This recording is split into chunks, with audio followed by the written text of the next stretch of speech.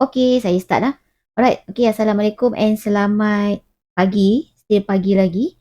Okey, so sebelum saya continue with kita punya next chapter, saya just nak brief dululah, okey, nak brief dulu. Apa nama, so far kita dah cover the first and second pula dah, first and second chapters. So far ada apa-apa masalah tak untuk chapter 1 and chapter 2?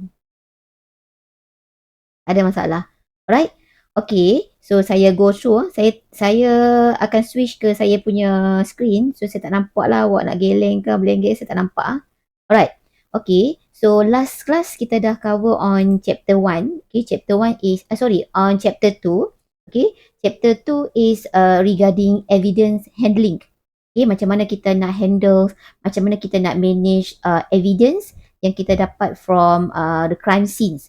Okay. So kalau awak still remembers, in chapter 2 ni kita dah tengok macam mana kita nak create, macam mana kita nak develop policy and procedure. Okay. So for your information, kalau you all still remember, untuk any kinds of process, apa saja proses yang ada dalam you punya proses, okay, apa saja proses yang ada dalam you punya case, dalam you punya labs, okay, awak kena dokumentkan. Okay, awak kena ada polisi, you kena ada prosedur. Okay, dia punya step by step. Okay, apa yang you punya staff kena follow dan kena patuh. Okay, dan yang kedua kita dah tengok macam mana you nak assess evidence. Okay, sebelum awak boleh analyse, sebelum you boleh kaji you punya evidence tu, first awak kena assess dulu evidence, betul tak? Okay, awak kena nilai dulu you punya evidence awak tu. Sesuai ke tak you punya evidence tu untuk dijadikan sebagai bukti, okay, sebagai proof dalam court nanti. Okay, itu yang first assessment of evidence. Yang ketiga, kita dah tengok on evidence acquisition, okay, acquisitions. So macam mana kita nak acquire, macam mana kita nak ambil bukti tu, okay, daripada hard drive. Kalau untuk kes bukti tu ataupun evidence tu ada secara online, so macam mana you nak retrieve that evidence. Dan yang keempat, lepas you dah go through all the process of assessment, process of acquiring ataupun acquisitions of evidence, next steps is awak kena buat examinations lah. Awak kena examine, awak kena analyse you punya evidence. Okay, so once you dah analyse you punya evidence, awak dah dapat dia punya proof yang relevance, awak kena buat documentation, kena buat reporting. Okay, so itu dalam chapter 2. So untuk hari ni kita nak continue with chapter 3. Chapter 3, mana dia muka awak? Hilang pula. Okay, chapter 3. Awak dah tengok ke chapter 3? Tengok dah, Ifan? Tak tengok lagi? Awak tak kot lah, awak pergi jenguk-jenguk kejap ke? Dia punya slide dia ada berapa page? Tak tengok lagi? Cuba awak tengok. Saya tunjuk lah, saya tunjuk. Mana dia? Nampak tak bawah tu? Apa tak ada berapa page? Hilang pula. Bawah tu, kat bawah tu. Ada berapa? 11? Suara tak jelas. Ada 120 slide. Okay, 120 slide. Boleh tak agak-agak 120 slide ni? Banyak tak? First time kot subjek yang ada 120 slide. Sebab apa? Sebab chapter 3 ni saya nampak banyak sangat info yang saya boleh share dengan awak. Okay, so even though walaupun dia punya number of slide is 120, itu bukan bermakna kita nak settlekan this chapter dalam tempoh 1 jam tak. Okay, 120 tu maybe kita akan ambil masa dalam 2 minggu maybe. Okay, ataupun sejam kita akan cover dalam 4 kali 3 dalam 4 jam lah. Kita ambil let's say 4 jam. So 1 jam dalam 30 slide for example. So 30 slide tu is very common lah, biasa lah sebenarnya. Okay, so maybe kita akan cover untuk this chapter dalam 4 jam maybe. Okay, so settle untuk chapter 3. Alright, sebab apa? Sebab kita dah tengok on evidence handling. handling. Okay, you all tahu macam mana you nak handle evidence. Okay, sebab evidence bukannya benda yang you all boleh buat main-main. Okay, once evidence tu being contaminated, maksudnya once evidence tu being altered, dah disentuh, dah terubah tanpa sengaja, so evidence awak tu is not relevant anymore. Okay, so do with equipments. Okay, alat-alat yang you guna dalam lab forensic tu. Okay, sama juga benda yang penting.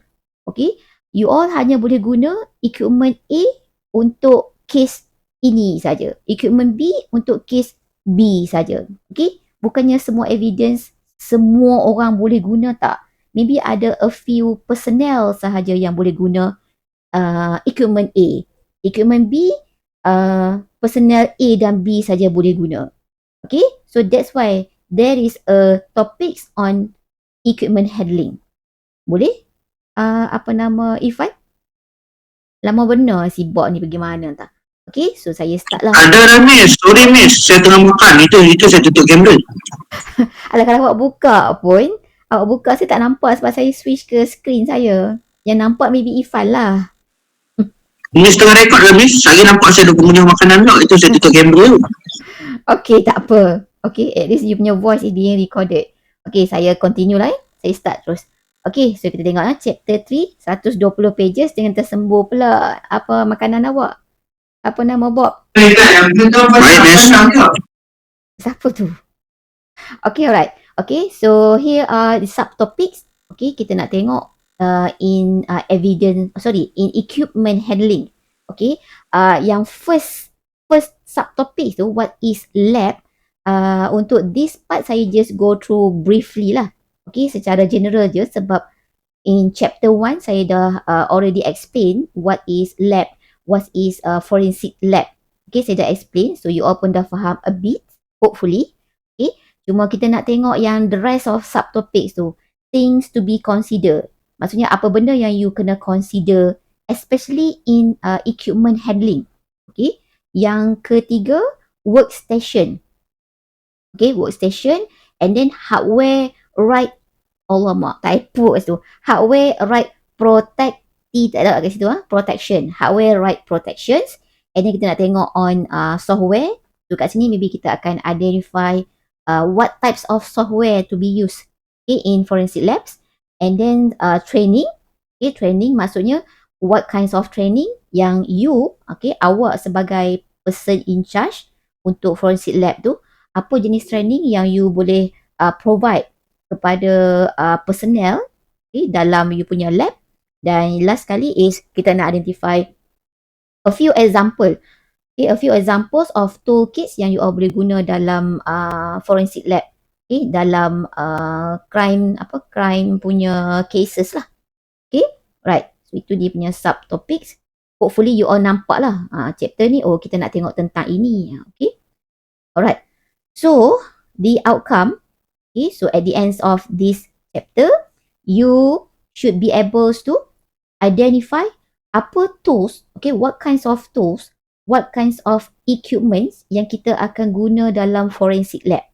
Okay, bukan you just kena boleh identify kita akan guna autopsy, kita akan guna right blocker, bukan just identify je tak.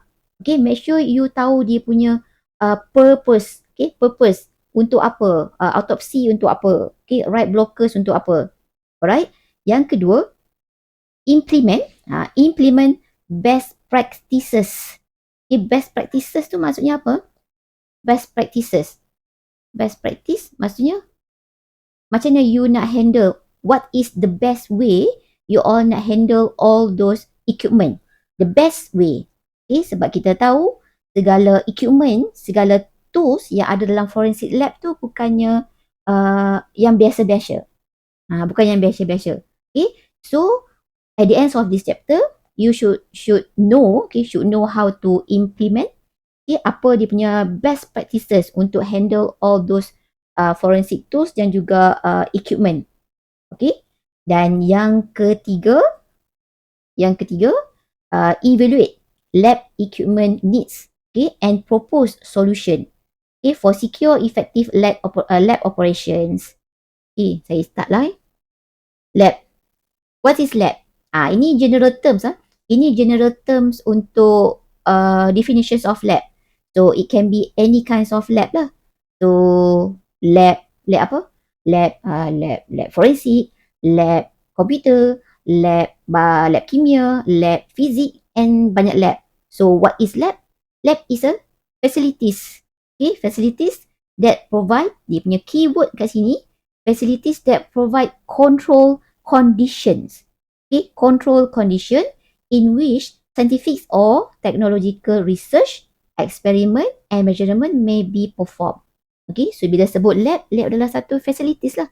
Tapi in a control condition, in a control environment. Bukannya you boleh masuk sesuka hati tak. Okay, itu adalah lab. And what is forensic lab? Kalau forensic lab, this still a facilities lah.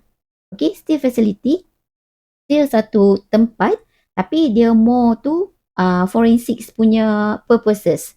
Okay, so forensic lab equipment kita guna untuk apa? Detect, collect, process apa? Evidence. Okay, from crime scene. Sampailah kita bawa proof tu ke ke court, ke mahkamah. Itu adalah forensic labs. Okay. So, what kinds of tasks performed by forensic lab? So, apa task yang selalunya kita buat dekat forensic lab? Trace evidence analysis. Okay, fingerprint, DNA identifications. Apa lagi? Evaluations of body fluids. Okay, cecair badan. Dia buat juga walaupun dia adalah forensic lab. Okay, compound determination. Contohnya apa? Dadah. Okay, hazardous chemicals. Alright, itu antara task performed by forensic lab. Ini secara general, task performed by forensic lab. Ada banyak lagi, tapi ini antara yang selalu dilakukan lah, dibuat di forensic lab. Okay, so what are the core forensic discipline? Okay, bila sebut forensik kat sini, awak jangan limitkan you punya pemahaman awak. Forensik maksudnya forensik, komputer punya forensik, tak. Okay, so bila sebut forensik, it can be any kinds of discipline. It can be any kinds of discipline, any kind of field. Banyak bidang. Okay, banyak bidang. Contoh kat sini kita ada biologi, apa lagi, drug, forensic toxicology, and many more. Banyak lagi. Okay, ini adalah dia punya core forensic discipline. Okay, kita go through laju-laju sikit. Then baru kita masuk untuk digital forensics lab. Okay, so untuk digital forensic lab, kita nak tengok apa karakteristik yang you kena consider kalau you nak create digital forensic lab. Even part ni pun kita dah cover untuk chapter 1 dan ada sikit dalam chapter 2. Okay, apa karakteristik of digital forensic lab? Apa yang you kena consider? Okay, first, control, access and security. Kita dah cover untuk chapter 1 and 2. Okay, yang kedua, evidence storage and integrity pun kita dah tengok. And yang ketiga is workspace for examiner. Okay, kena ada satu ruang khas untuk examiner, forensic examiner. Okay, so all these three karakteristik kita dah go through. Okay, kita tengok lagi sekali ya. Tapi saya buat laju lah kat sini. Alright, dari segi control access, siapa yang boleh masuk, siapa yang tak boleh masuk. Okay, dari segi control access and security to digital forensics lab, of course, you kena ada restricted entry. Betul kan? Okay, kena ada restricted entry. Hanya personnel with authorized access saja yang boleh access to digital forensics lab. Okay, so how you control that? Macam mana you nak control dia punya orang nak access to your digital forensic lab tu? Macam mana you nak control that access tu? Antaranya kat sini, okay, saya just identify melalui card reader. Okay, card reader. So maybe personnel yang involved dalam forensic labs tu, dia ada dia punya card reader dia sendiri, dia punya ID dia sendiri, ataupun kita boleh guna biometric scanner. Okay, scan ibu jari ke, ataupun maybe scan kita punya muka ke, or anything, okay, yang involve biometrical punya part. Okay, And last kali, kena ada log in record. Kena ada siapa yang masuk, waktu ni siapa masuk, pukul berapa, hari apa, okay, tarikhnya bila. Kena ada dia punya log record. Okay, sebab apa? Sebab apa kita kena control dia punya log records tu? Sebab kita ada evidence dalam forensic lab yang kita kena control, yang kita kena secure kan. Okay. Seterusnya, karakteristik yang kedua untuk digital forensic lab, there must be ataupun an evidence storage and integrity.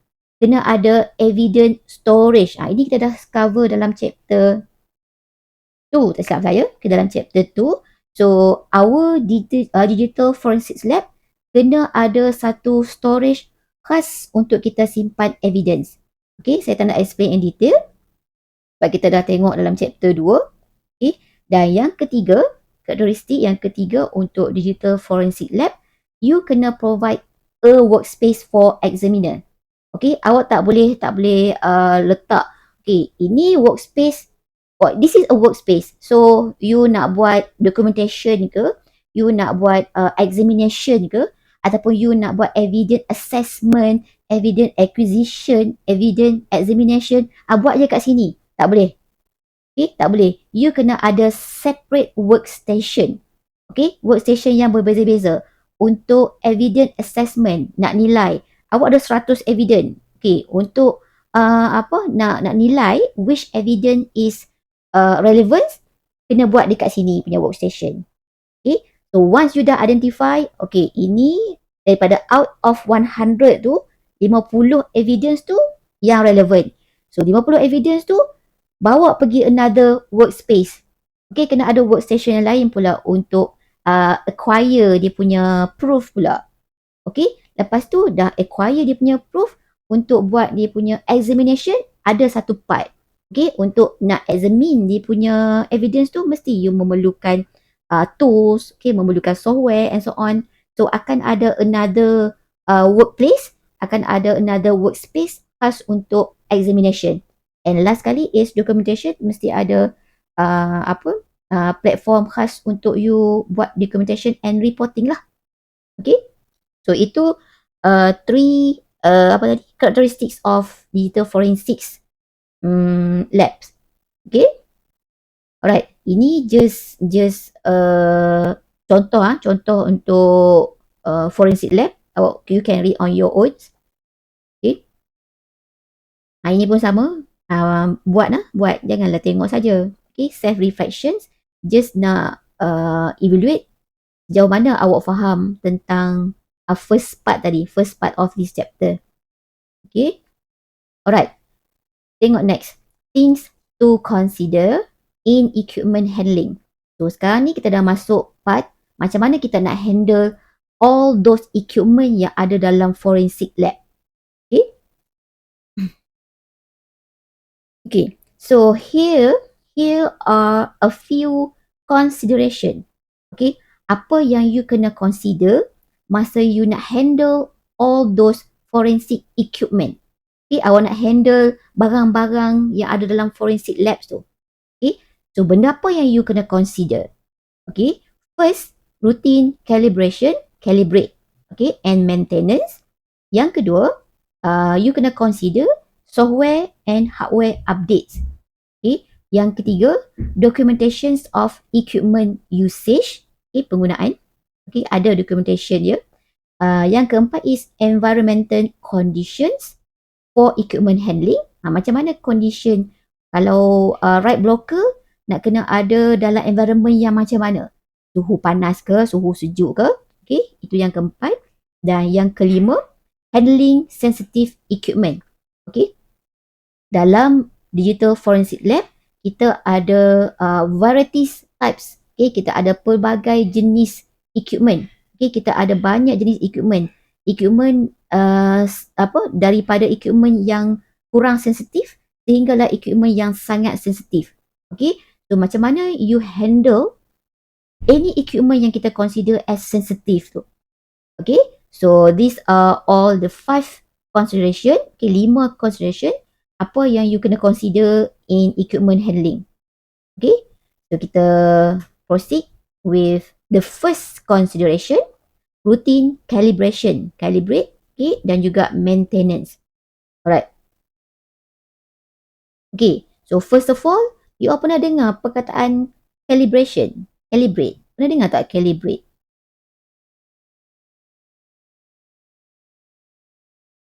Pernah Miss? Apa contoh calibration process yang you pernah buat? Calibrate benda apa?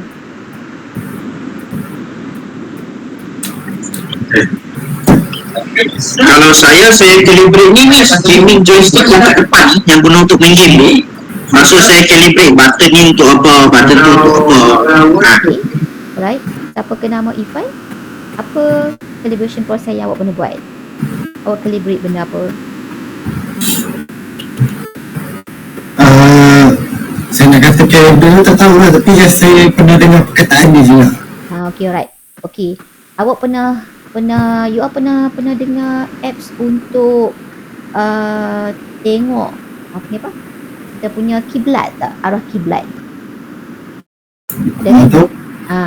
Ada apps untuk apa? Tengok arah kiblat. So, bila you download apps tu untuk tengok arah kiblat tu, awak tak boleh terus guna tau. Tak boleh terus guna. Okay? You kena calibrate dulu. Apps tu so that apps tu dia boleh adjust dengan kita punya magnetic punya part. Okay? Dia boleh adjust dengan kita punya position. Okay? So itu yang dimaksudkan dengan calibrate. Calibrate tu maksudnya, kita tengok balik dia punya konsep kat sini. So calibrate ni is actually refers to process untuk apa? Proses kita configure kita punya equipment tu, kita configure kita punya tak kisahlah bila sebut equipment, it can be you punya hardware, okay, it can be software ataupun application lah. Okay, so proses you nak setting hardware ataupun software awak tu, so that apa objektif kenapa kita buat calibration tu, so that kita boleh dapat a measurement yang precise ni maksudnya yang tepat. Okay, so macam apps apps kiblat yang saya bagi tahu tadi tu, kalau you tak calibrate, what happen? Mungkin awak punya arah kiblat akan jadi ikut lain lah. Okay, so itu yang masukkan dengan calibration.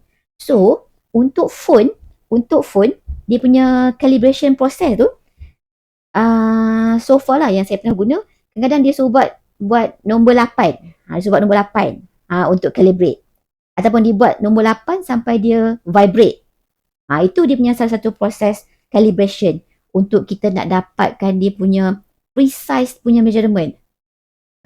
Nampak awak minum air tu? Okay, precise punya measurement. Itu adalah calibration. Okay, nak dapat measurement tepat. Sebab apa? Sebab kita dalam forensic lab, everything kita nak sesuatu yang precise, yang tepat. Okay? Alright. Okay, so kita tengok sikit what are the best practices in calibration and maintenance. Okay, bila sebut best practices, okay, bila kita sebut calibrate, bila kita sebut calibration, semua orang boleh buat. Semua orang boleh buat proses calibrate. Okay, nak bagi dapat dia punya precise punya measurement. Semua orang boleh buat. Tapi dalam proses calibration tu, mana satu practices, mana satu process of calibration yang kita boleh consider sebagai the best practice. Benda yang paling terbaik dalam proses buat calibrations tu. Okay, so untuk lab forensik, okay, especially in equipment handling, so the best practices untuk calibration process is you buat regular scheduling. Okay, awak buat regular scheduling. So, itu adalah salah satu best practices in calibration. Apa baru masuk? Daniel, hujan ke? Basah ke mana? Saya terlelap Miss. Saya dah bangun lah macam mana? Lelap pula. You tak ada kelas ke tadi? Sebelum tak ada kelas Ada, tapi tak ada. Kelas apa yang tak ada tu? Cuba beritahu saya. Melayu.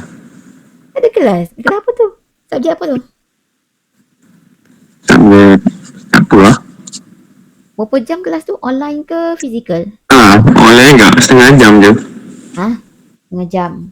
Okay. Tak apalah. Alright. Okay, tak apa. Okay, so kalau awak tak dapat yang sebelum-sebelum ni, nanti awak tengok dekat saya punya recorded punya version lah. Okay. Alright. So, back to practices. Best practices. Okay, you boleh buat calibration, but what are the best practices of calibration process? Salah satunya, awak kena buat schedule. Tapi regular schedule. Okay. So, untuk equipment, untuk barang-barang yang ada dalam lab forensik tu, you kena buat schedule, okay, schedules untuk maintenance, untuk calibration, untuk semua tools. Okay, jangan bila you dah buat you dah ada digital forensic lab, okay, dah ada semua barang-barang, semua dah beli, okay, dah susun elok-elok dah. Lepas tu you biar je barang-barang tu kat situ. Biar saja barang-barang kat situ tanpa you buat maintenance. Tak boleh. Okay, so setiap tools yang ada dalam forensic labs tu, you kena ada dia punya schedule punya maintenance, schedule punya calibration. Okay, for example, untuk write blocker kan, write blocker tu adalah satu device, kita ambil, let's say dia adalah hardware. Okay, so untuk write blocker tu, berapa lama sekali you kena buat maintenance, berapa lama sekali you kena buat calibration. Okay, sebab maybe faktor suhu, faktor cahaya boleh menyebabkan hardware awak tu, you punya tools awak tu dah tak precise lagi, dah tak tepat lagi in form of dia punya measurement. So that's why you kena ada regular scheduling. Okay, untuk semua tools. Bukannya tools tertentu je. Okay, so especially yang you kena fokus more is tools yang terlibat dalam imaging dan juga data recovery. Okay, kita risau kalau kita tak buat maintenance, kita tak buat regular punya maintenance, kita risau kot-kot masa you nak recover data tu, dia dah tak boleh nak function well, dia dah tak boleh nak perform well lagi dah. Sebab apa? Sebab you tak buat maintenance, you tak calibrate pun. Okay, sebab dia boleh menghasilkan result yang tak tepat, yang tak precise. Okay, alright, itu first best practices untuk calibration dan juga maintenance. Yang kedua, document, okay, reporting, documenting maintenance log. Okay, tadi you buat regular scheduling untuk equipment, okay, untuk semua tools yang ada dalam forensic lab. Okay, jangan just buat dia punya maintenance, tapi you tak ada dia punya documentation. Okay, so make sure you documentkan, you recordkan setiap maintenance proses yang you dah buat. Okay, alright. Yang ketiga, kenapa pentingnya you buat documentation tu? Mari kita tanya sikit. Baik. You dah buat maintenance kan? Awak dah buat calibration untuk tools yang ada dalam forensic lab. And then, kenapa you kena buat documentation untuk you punya tools yang ada dalam forensic lab tu? Kalau tak buat, tak boleh ke? Cukuplah kita dah buat dah kan maintenance. Kita ada kita punya schedule kita. Kalau tak buat, tak boleh ke? Kenapa perlu yang documentation? Anyone? Cuba respon.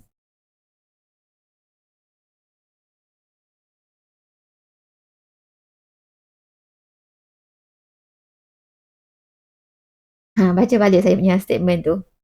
Kenapa kena ada documentation untuk setiap maintenance yang you buat? Untuk apa? Untuk apa? Senang record. Apa? Apa Ipan? Supaya senang nak record. Supaya senang nak record. Okay? Maksudnya supaya senang you nak trace balik. Okay? Dan juga sebagai bukti yang menyatakan bahawa you all dah buat calibration. You all dah buat maintenance untuk you punya equipment. So, let's say kita ada case kan. Kita ada case and kita nak pergi ke mahkamah. Kita nak bawa case ni pergi ke mahkamah. So, maybe akan ada pihak apa yang nak mempertahankan diri tu, pihak apa? Pendakwa. Pendakwa lawan dia apa? Pembantah. Peguam bela dan pendakwa raya kan? Peguam bela, okay? Maybe dia orang nak claim, okay, dia orang claim you punya tools, you tak buat maintenance. Okay? Macam mana you boleh yakin yang bukti yang you provide ni adalah tepat? You tak buat maintenance. Itu salah satu contoh isu, contoh case lah. Okay? So, awak boleh keluarkan you punya documentation awak. Okay, ini bukti yang menyatakan bahawa kami buat maintenance, kami buat calibration untuk setiap tools yang ada dalam forensik lab. Okay, so ini bermakna data yang kami sediakan ni adalah tepat. Kenapa tepat? Sebab ini jadual maintenance kami. Ini report kami. Itu sebabnya everything, apa saja yang you all buat kat dunia ni, make sure ada documentation. Okay, so documentation is a proof. Bila sebut documentation, it can be in any kind of dalam pelbagai bentuk lah. Okay, recorded videos ke, okay, bertulis ke, anything. As long as there is a documentation, ada reporting. Okay, itu pentingnya reporting, documentation. Dan yang ketiga, ini tajuk apa? Consideration. Okay, consideration for equipment handling. Testing post maintenance. Test post maintenance. Okay, you buat maintenance, okay, test balik alat awak tu. Okay, jangan you buat maintenance tapi awak tak test you punya alat awak tu function ke tak. Okay, kena ada satu lagi proses yang kita panggil sebagai testing, tapi untuk post maintenance, lepas buat maintenance tu. Okay, alright. Okay, yang kedua tajuk yang sama ni. Okay, software and hardware update. Okay, macam mana you nak handle your equipment? There must be a software and hardware update. Okay, make sure you update you punya software. Hardware, macam mana you nak update you punya hardware? Mungkin lebih pada upgrade tu Miss. Apa dia? Lebih pada upgrade software. Okay, dia lebih kepada you upgrade you punya produk. Okay, so or in simple words, software and hardware update. So make sure you perform regular punya update. Okay, so that you punya software dan hardware yang you guna dalam labs tu, dia boleh produce result ataupun dia boleh produce output yang tepat. Okay, yang precise, yang you boleh bawa pergi ke any proceeding in court. Okay, right. So yes, you memang buat software and hardware update, you memang buat software and hardware management, but what are the best practices? Okay, kita nak tengok apa practices yang terbaik, okay, in software and hardware management. So as usual, macam biasa, make sure you ada schedule punya update. Okay, monthly ke, weekly ke, depends pada software and hardware tu. Okay, schedule, update. Yang kedua, macam mana you nak make sure it is the best practices in software and hardware management. Test update tu. Jangan you dah update, okay, you dah update lepas tu you tak test. Okay, you dah update software, hardware tu, terus apply dekat you punya evidence yang original punya evidence. Okay, jangan try pada evidence yang yang original punya evidence. Okay, you test you punya update, okay, sebelum you, before deployment ni, maksudnya sebelum you guna pada you punya case awak. Okay, macam mana you nak test? Test on non-essential system. Okay, benda-benda yang non-essential, maksudnya benda-benda yang tak yang kita consider sebagai kurang penting lah, kurang penting. Untuk apa? Untuk kita nak check you punya software and hardware tu compatible or not. Dia boleh produce precise punya result ataupun tak. Okay, itu seconds lah untuk software and hardware management. Yang ketiga, recording software version. Document all software version and update history. Termasuk history ya, history. Okay, jangan tinggalkan. You kena record, you kena dokumentkan dia punya software version yang you dah update. Okay, let's say sekarang ni dah ada version yang kelima contoh kan, untuk software A. Sekarang dah ada version yang kelima. jangan version pertama, kedua tu you all buang once you dah ada version yang paling latest. Simpan je. Okay, simpan. Sebab itu adalah bukti kita. Okay, dalam forensik, jangan buang benda yang dah outdated. Simpan, archivekan dia. Okay, sebab dia maybe berguna untuk future punya use. Okay, alright. Okay, kita tengok yang ketiga. Key considerations for equipment handling. As usual lah, macam biasa. Kena ada documentations of equipment usage. Okay, mana-mana personnel, mana-mana staff dalam forensic lab tu yang menggunakan equipment, make sure ada documentation. Make sure you record siapa yang guna equipment A, bila dia guna equipment A ni, berapa lama tempoh dia guna equipment A. Okay, bila dia stop guna equipment A. Okay, dia simpan kat mana. Semua, everything. Okay, make sure there is a documentation of equipment usage.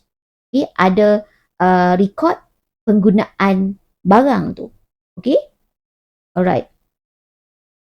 So, how you manage, how you manage dia punya documentation tu. What is the best practices in usage documentation? Macam mana you buat documentation, tapi kita consider it is the best practice. Okay, antaranya kena ada log. Log macam saya bagi tahu tadi kena ada dia punya log, log usage lah, log penggunaan tools ataupun equipment tu.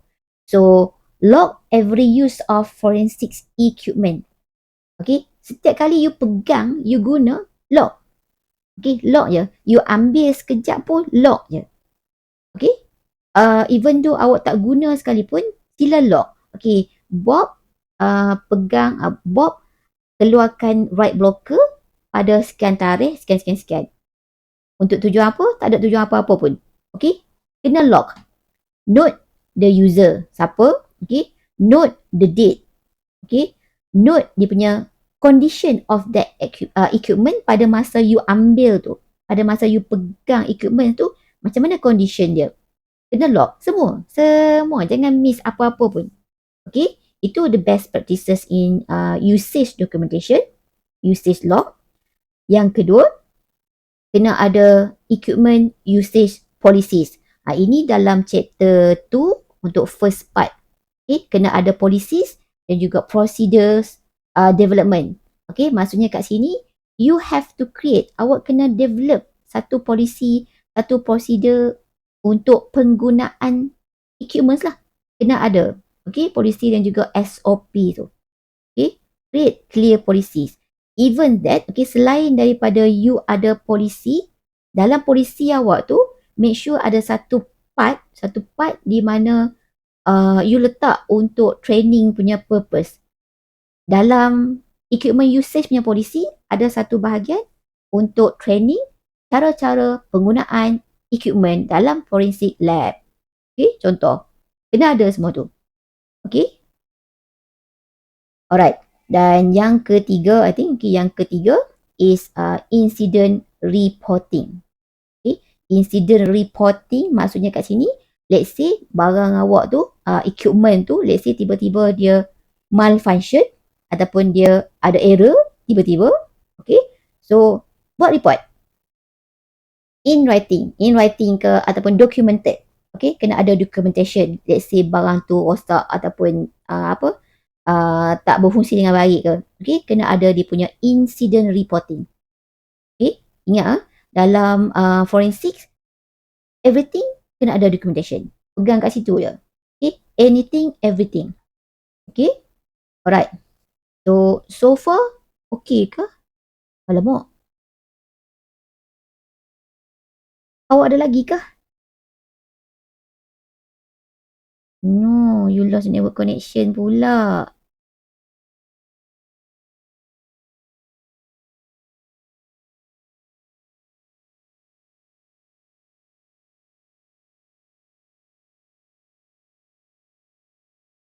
Okay, so tadi you all dengar saya membebas setakat mana tadi? Kami pun dah tak ingat dah, Miss. Tiba-tiba jam kan. Kami dah tengok muka Miss dah kerah. Tiba-tiba awak Suara tak Miss on. background. Okay, Okey, alright. dah. tak apa. Okay. Manakah ini saya punya data, so kita kena berjimat. Ni bil lah, bil. Lagi laju saya punya ni Kang. Mati saya nak bayar. Okay, alright. So far ada apa-apa soalan tak? Especially on best practices. Hopefully you all faham lah the meanings of best practices ni. Boleh faham tak? Ada apa-apa soalan? Setakat ni semua okey, Miss. Boleh. Setakat Ifan ni dengan okey. Daniel? Okay. Okey je. Okay je kan? Alright. So, I think I tak perlu continue lah kot. Kita dah cover. Dah 3. Miss cakap seorang-seorang, Miss. Okay. Seorang-seorang lagi ke? Okey, dah dengar, Miss. Okay, alright. Okay. Yang baru masuk, tadi saya dah bagi tahu dekat Ifan tadi. Saya punya slide ni ada 120 slide. 120 slide. Okay. So, untuk first hour sekarang ni, saya dah cover at least 1/3. So, yang the remaining tu kita cover untuk next lectures lah. Boleh lah kot. Okay. So, kita punya masa pun dah tinggal 10 minit lagi. So, which is dah okay untuk kita stop kita punya kelas untuk hari ni. So, kalau you all tak ada apa-apa soalan, kita jumpa untuk this course. Bila? Esok Esok kan? Saya godek balik, Miss. So, esok pagi kan? Pagi pukul 8.30 tak silap saya. If I'm not mistaken. Betul tak? Kelas kita esok pagi. Betul, Miss. Besok 8.30. 8.30 ya? So, you all punya kelas awak esok direct ke macam mana? So, kelas saya 2 jam. Lepas tu? Lepas tu straight dengan kelas Miss Ayu. Sampai 12.30. 4 jam lah 8.10, maksudnya. 10.12. 4 jam direct. So, bawa lah biskut ke, roti ke, karipap ke, bawa. Lagi kan awak kebuluran dalam kelas. Esok kita dekat TR1 kan? Tapi Besok lab, Miss. dekat lab. Dekat lab Hari Khamis yang ketiga. Oh, itu yang work group computing. Okey, tak apa. So, kita jumpa dekat lab esok lah. Okey. So, boleh tak buka kamera masing-masing? Saya nak screen shot lah. Screen shot. Sekejap. Stop. Presenting. Mana dia buka masing-masing? Saya nak screen shot. Bukti kehadiran you all. Ifan. Daniel. Ifan. Mana Ifan? Ifan. Ni. Ada. Okay, right. Okay. So, saya nak screenshot. Saya bilang 1, 2, 3. Buatlah aksi apa pun. 1, 2, 3. Senyum. One more. 1, 2, 3. Keraskanlah diri awak kat situ. Keraskan diri awak. Okay, 1, 2, 3. Senyum.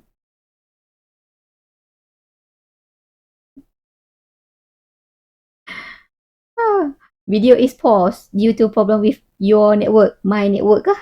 Okay. Alright. So, thank you class. Kita jumpa esok lah Alright. So, thank you. Assalamualaikum. Salam. Thank you. Okay, Miss. Adik-adik.